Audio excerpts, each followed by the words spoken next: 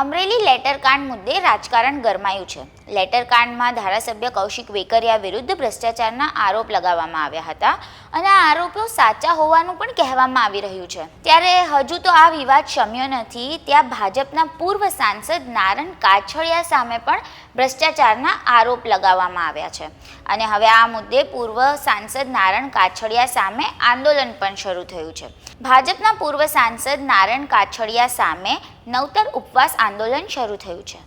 અમરેલીના પૂર્વ સાંસદ નારણ કાછડિયા સામે સામાજિક કાર્યકર્તા અર્ધનગ્ન અવસ્થામાં આંદોલન કર્યું હોવાનું સામે આવ્યું છે। તેમજ સામાજિક કાર્યકરે પૂર્વ સાંસદ નારણ કાછડિયા સામે ભ્રષ્ટાચાર ખનન મામલે કલેક્ટરને લેખિત ફરિયાદ કરીને 7 દિવસમાં પગલાં ભરવાની માંગણી પણ કરી છે। સાંભળો સામાજિક કાર્યકર નાથાલાલ સુખડિયાએ શું કહ્યું।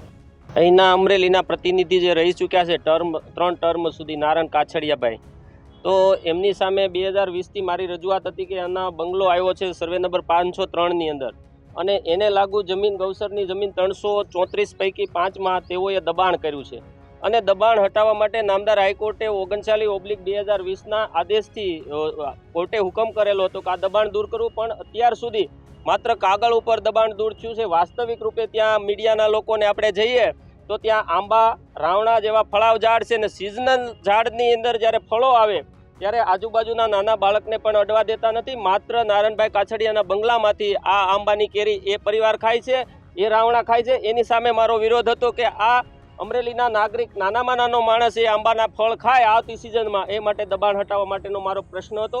બીજો પ્રશ્ન, ગૌચરની જમીન 334 પૈકી 5માં 5544 મેટ્રિક ટન માટીનું ખનન થયું અને પ્રૂફ થઈ ગયું ગૌચરની અંદરથી ખોદાણું, અને ખોદાયેલી માટી એક રોડના કોન્ટ્રાક્ટર કે જેના સાંસદના પૌત્રના નામે એજન્સીના એ એન્જિનિયર છે, એમના મારફતે 5544 મેટ્રિક ટન માટી, એટલે કે વર્તમાન બજાર કિંમત મુજબ એ લોકોને 53 લાખનો દંડ થવો જોઈએ, એની જગ્યાએ 13 લાખનો દંડ આ ગૌચરની માટી માટે સાદી ગણી અને કર્યો। તો એ રજૂઆત હતી। ત્રીજી રજૂઆત એ હતી કે અમરેલીથી ભોજલિયા હનુમાન સુધીનો જે 1566 મીટર રોડની અંદર લોખંડ નાખવામાં નહોતું આવ્યું અને 15,000 કિલો લોખંડ નાખ્યું છે, એવા બિલો લઈ લેવામાં આવ્યા હતા। એમની તપાસ માટેની મારી અરજી હતી।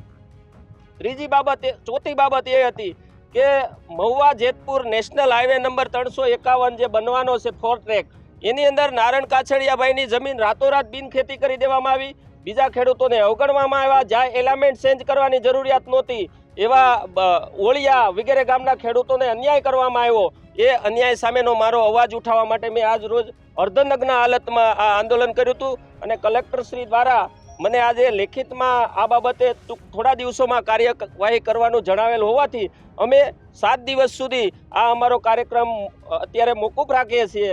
આટલા પૂરતેથી અમે આવનારા દિવસોમાં, હવે જ્યારે 7 દિવસમાં પગલાં ભરવામાં નહીં આવે તો નેશનલ હાઈવેના લાગુ તમામ ખેડૂતોને સાથે લઈ અને ગૌચરની જમીન બાબતે આ જિલ્લાના તમામ માલધારીઓને સાથે લઈને જે ગૌચરની ગાયોની જમીન, એટલે કે અત્યારના લાંબી સાળવાળા રાજકારણીયાના બાપને નથી આપેલી, એ રજવાડાઓએ દાન આપેલી જમીન છે ને એની અંદર જ્યારે ખનન થતું હોય ત્યારે સાદી માટી કેવી રીતે ગણવામાં આવે। જંત્રી જ્યારે લાગુ પડી એ પહેલાંનું ખનન હતું, તો આ જંત્રીના નવા દર મુજબ એમાં 53 લાખ રૂપિયા દંડ થવો જોઈએ। એ તમામ માંગણીઓ સાથે અમે હવે 7 દિવસ વેઇટ કરશું અને આવનારા દિવસોમાં ફરી અમે ઉગ્ર સાથે આ આંદોલન કરવા આ કચેરી ખાતે આવીશું। નારાયણભાઈ તમને ભૂતકાળમાં કઈ ધમકી આપી હતી? હા, એ તો એનો સ્વભાવ છે। નારણ કાછડિયા એટલે કે એ જૂઠો રાજનેતા છે ને એ ધમકી આપે તો અમારે કંઈ પણ હોય નહીં, પણ છતાં પણ મેં પોલીસને આ બાબતે લેખિત આપ્યું છે। પોલીસ એની તપાસ કરી રહી છે અને અપેક્ષા રાખું કે પોલીસ પણ આ માટે મારી ફરિયાદ નોંધી અને એની સામે પગલાં લે। બીજું કે મારો એ પણ આક્ષેપ હતો કે નારણ કાછડિયા લેટરકાંડ જે અમરેલીની અંદર સગ્યો છે એના મૂળિયા સુધી સરકાર જાય તો ચોક્કસપણે આ કરનાર ગુંડા કામ પૂર્વ સાંસદશ્રીના જ છે।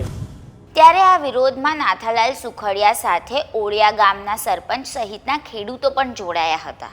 જાણો ઓળિયા ગામના સરપંચે શું કહ્યું। અમારો મુદ્દો એવો છે, હું ઓળિયા ગામથી આવું છું, સરપંચ છું અને ખેડૂત આગેવાન છું। 351 નેશનલ હાઈવે જે જેતપુર મહુવા બની રહ્યો છે, જેની અંદર મારા ગામની અંદર બાયપાસ મારા ગામને કરવામાં આવ્યું છે। મારા ગામની અંદર આનો આ રોડ મોટો થાય તો ગામના કોઈ લોકોને વાંધો નથી, અને જે જગ્યાએ રોડ બાયપાસ કરે છે ત્યાં ખેડૂતોની ફળદ્રુપ જમીન કપાઈ રહી છે અને ખેડૂત બેરોજગાર બનવા જઈ રહ્યો છે એને અટકાવવા માટે અમારા પ્રયત્નો છે. અને અગાઉ અમે બધા કલેક્ટરનેથી માંડી અને બધા અધિકારીઓ અને રાજકીય આગેવાનોને અમે આવેદનપત્રો આપેલા છે કે જે રોડ અમારો અમરેલી સાવરકુંડલા ચાલુ છે એ રોડ મોટો થાય તો અમને કાંઈ વાંધો નથી અને ખેડૂતોની ફળદ્રુપ જમીન નષ્ટ થતી રોકાય અને ખેડૂતો ખેતી કરી શકે એવી અમારી કલેક્ટરશ્રીને પણ ભલામણ છે. અને રાતોરાત એલામેન્ટ સેન્સિંગ કર્યું અને બાયપાસ રોડ ચરખડિયા અને ઓળિયાને શું કામ આપવામાં આવ્યો અને રાતોરાત જે 6 મહિના વેઇટિંગ અહીંયા પેલી બિનખેતી કરવા માટેના કાગળ બધાના પડ્યા છે એ રાતોરાત અમારી ઓળિયા અને ચરખડિયાની જમીન એક રાતની અંદર 24 કલાકની અંદર બિનખેતી કલેક્ટરશ્રીએ કરી છે. તો આની ખરેખર જવાબદારી કલેક્ટરની આવે છે કે એને 24 કલાકમાં બિનખેતી જમીન કેમ કરી? 6 મહિનાથી વેઇટિંગ લોકોની બિનખેતી કરવા માટેની જમીનો પડી છે એ ન થઈ અને 24 કલાકમાં પૂર્વ સાંસદના કહેવાથી રાતોરાત ઓળિયા અને સરખડિયાની જમીન રાતોરાત બિનખેતી થઈ ગઈ. એટલે જે રોડ છે અમારો ચાલુ અટાણે અમરેલી સાવરકુંડલા એનો એ રોડ મોટો થાય ત્યાં જમીન સરકારશ્રીએ જોઈ પડી છે તો એ જમીન ગ્રામ પંચાયત પણ આપવા તૈયાર છે અને એનો એ રોડ મોટો થાય તો અમને કોઈ જાતનો વાંધો નથી. દેશ દુનિયા અને ગુજરાતના તમામ સમાચારો માટે જોડાયેલા રહો વાઇબ્સ ઓફ ઇન્ડિયા સાથે.